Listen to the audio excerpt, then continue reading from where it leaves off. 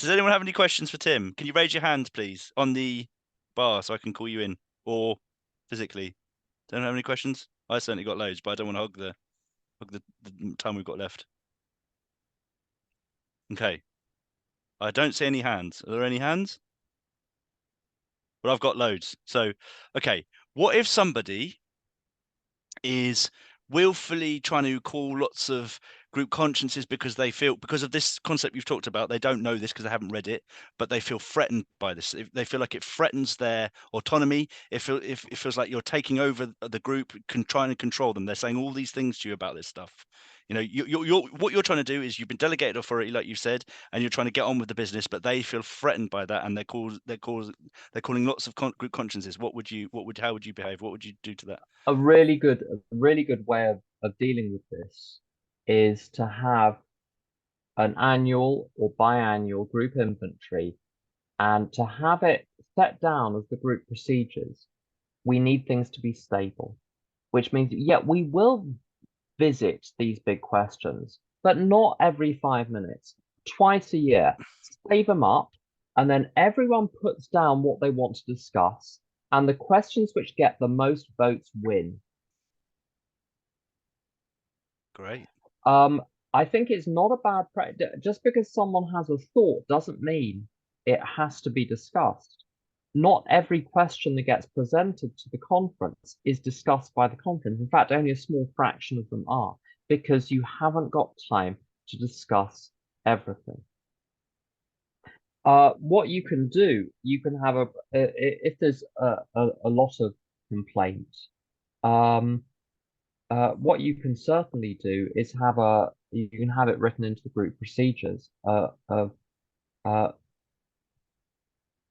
anyone can have a say, but then you have a vote as a group as to whether to consider the matter at depth or just postpone it and just put it as one of the topics of the group conscience.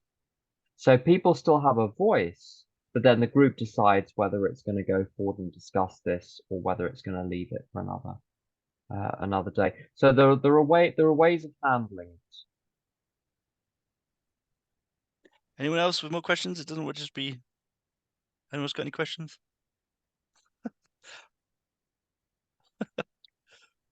Okay. All right. Here we go. Sorry. For example, AAGB has written a new handbook, which differs to the US and Canadian version, the original. So how much do you think that? How much should we be going from the US and Canadian stuff, and how much do you think we should be going from the AAGB stuff in reference to this? What do you think? What do you think about that? Do you see what I mean? Yeah, so if your home group is in Great Britain, that's the conference you've signed up to. Mm-hmm. You're part of that now. You don't have a group doesn't need to be part of the structure. Mm. If it is part of the structure, I'm afraid that's the structure you've signed up to. It's the same principle as when you're in AA, speak AA language. When you go to Al-Anon, speak Al-Anon language. When you go to NA, you say clean, not sober. So groups can do can of course do what they want. But I've seen a lot of problems over the years with people trying to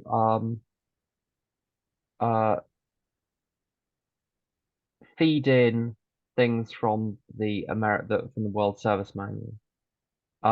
It is conference approved literature, but it is not that which governs how AA is run in Great Britain. So I just stick to the manuals. If you don't like the manual, you see if there is a groundswell against something in the manual, let that be discussed by conference. Put a question for conference and do it that way rather than trying to hijack and go round the side by sort of manually introducing something to the World Service Manual. I think I've never found the need to look to the US manual, except for there's some useful stuff on third legacy procedure. So there's some technical stuff, but their structure is radically different. They're legally different, so the legal framework is quite different, and their structure with areas and districts is different. Gets confusing if you try and merge two handbooks and try to because you can't operate out of both of them. How would you reconcile, like you said, you spoke about a group not being very organized, but then also a group being organized if in a local region to do public information drives, etc., and take on some carrying the message to the alcoholic that still suffers or the addict that is now drug fellowship in its community. How would you reconcile those two? They seem mutually exclusive. You're either organized and you go and do stuff, or you're not organized and you're laissez-faire. You see what I mean?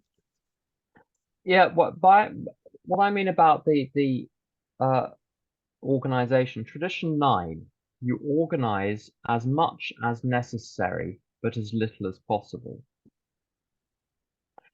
The over-organization, I've seen in the last few years a particularly egregious example of the group trying to over-regulate how people do their particular jobs rather than just leaving them to it. So the GSR in a group policing how people do their service, and people complaining about how people do their service rather than just kind of let them do it for 6 months and then someone else will get the job. It's the problem will solve itself just because we have rotation. Excessively, you see, the thing is, if you've got there's a paradox here. If you have a good set of principles like the concept, then you've got a framework for resolving any situation nimbly, efficiently, effectively, harmoniously, economically. If you have no set of principles, you've got to have remarkably complex horse trading to get anything done. I sponsor people in other fellowships, and in a fellowship which will remain nameless, they've refused to adopt the concepts, and getting anything done is a nightmare of personality clashes. So you introduce the complexity at the level of principle. Yeah, it's a bit of a nuisance. We're going to have these principles, concepts. Just like with traditions, it looks like a nuisance. But in practice, you introduce them at that level, and then everything else becomes simple. You introduce the principle of once a year we discuss the biggest issues that the group has. Not everything, just the biggest ones that we have. Once you've got that principle, you can sail through the rest of the year. If you have no principle of what's going to get discussed when, everything has to be discussed the whole time. So you settle some big principles and then you relax. And then rather than legislating for every possible eventuality with exception clauses and exception clauses to the exception clauses, you say, no, we won't legislate. We'll just play it by ear based on how the spirit guides us, plus the basic principles we've decided to adopt. Does that answer your question? Really good answer. I've got one more. I'm sorry, I'm hogging them. What if you're in a group where they're very well versed in the steps and the traditions, but they just don't want to engage with the concepts? What would you suggest? How would you suggest approaching that? And you want to try and follow the concepts, but it's not really the done thing, in the Yeah, group. no, yeah. So if no one's interested, don't try and promote. You see, tradition 11 comes. Tradition 11 is the answer. Attraction, not promotion. You say just casually in some group conscience meeting, I think it would be great if we could apply the concepts. And then you shut up. If no one picks up on it, drop it. If everyone goes, oh my God, that's an amazing idea, why not do that? Then if it's going to catch fire, it's going to catch fire. You don't want to sit there with your bellows pumping hot air into it just to force it to catch fire. And this is a really good idea with groups. If you have an idea, say it once and then forget that you said it.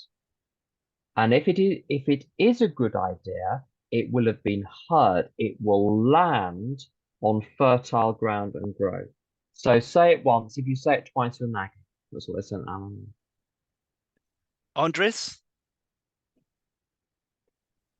Hi, I'm Alec. Hello. Thank you, Tim. Earlier in your share, you mentioned that the fellowship, basically, you talked about that the air was more relaxed than it is now. And I think you also mentioned tradition 9 in connection with that. Could you expand on that a bit? Yeah, so I mean, there are pros and cons. My experience of AA in the 1990s was it was completely chaotic. Meetings and groups were completely chaotic.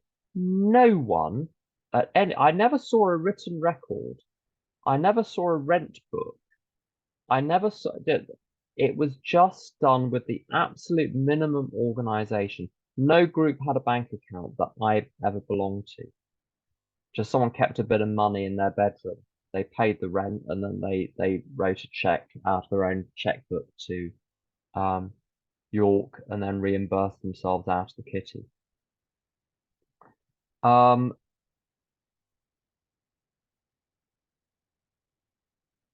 I've been to meetings in London where the content of the meeting is dry as dust, but it's very heavily organized. The group is very heavily organized. I went to one online a few days ago where when you joined the meeting, as was in America, when you joined the meeting, I looked at because what I've got is my full name, my prerogative to have my full name when I'm at a meeting. Obviously, it's not public, so it's fine.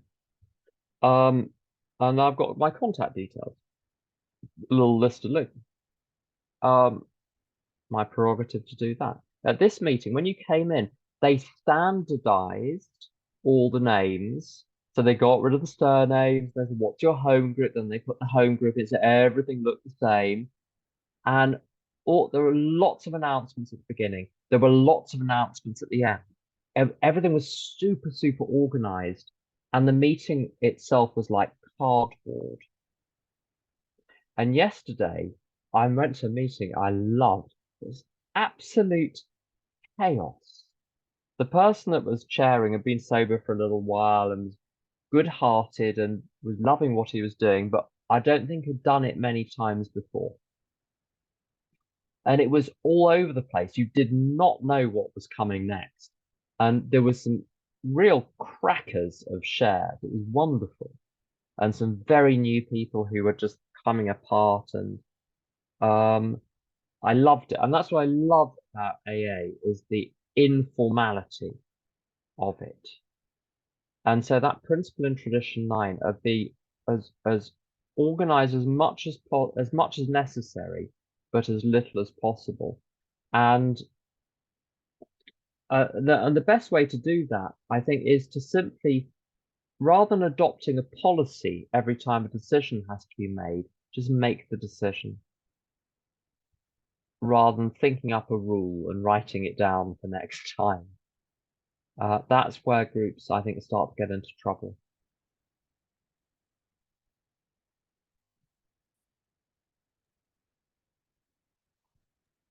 Well, I mean, we were sort of scheduled for an hour.